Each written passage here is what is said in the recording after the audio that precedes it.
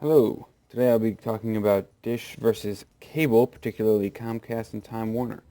Talk about the difference between satellite and cable, why Time Warner and Comcast, talk about their hardware they offer, some services, and then the price. To be clear, cable companies use cables and satellite companies use satellites. The cables have the downside of having to be on land and be a physical place, so there are fees and taxes to pay for use of the local land.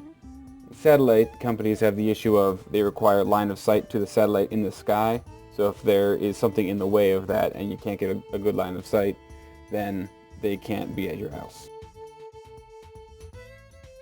So why Time Warner and Comcast specifically? Well, here's a list of all the subscribers, and you see there's a big drop off after Time Warner.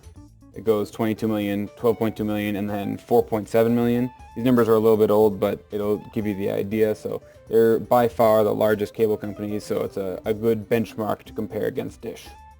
The Hopper, you can skip commercials entirely with their auto hop feature. Comcast X1, you can fast forward through them, and Time Warner, you also have to fast forward through them. Hopper has by far the most capacity at 2,000 hours versus 200 for Time Warner's whole house DVR. Dish's Hopper has 6 recordings at a time up to. X1 matches that, that's pretty good. Time Warner only has 2 recordings at a time. The Dish price is lower than the other two per month for leasing the Hopper. X1 is at $20 after promotions end. There's sort of a stepped thing, but this is just after promotions. And Time Warner is $19.99 a month, which is about the same as the X1.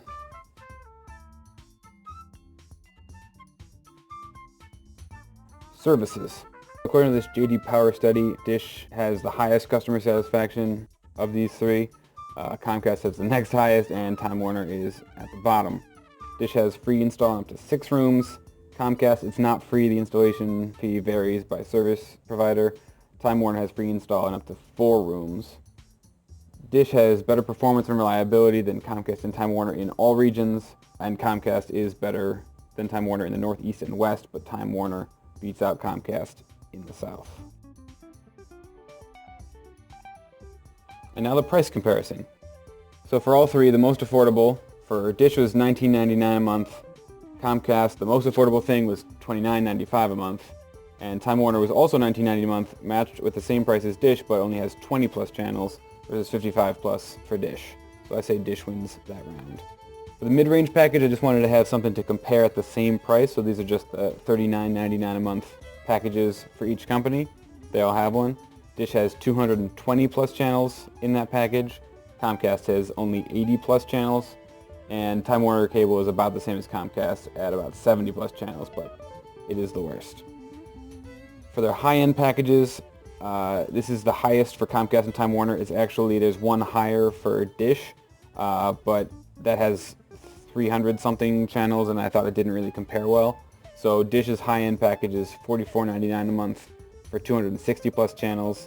Comcast is more expensive for fewer channels, $69.99 a month for 200 plus channels. And Time Warner Cable is about the same as Comcast for the number of channels that are available, but it is $10 more a month at $79.99 a month.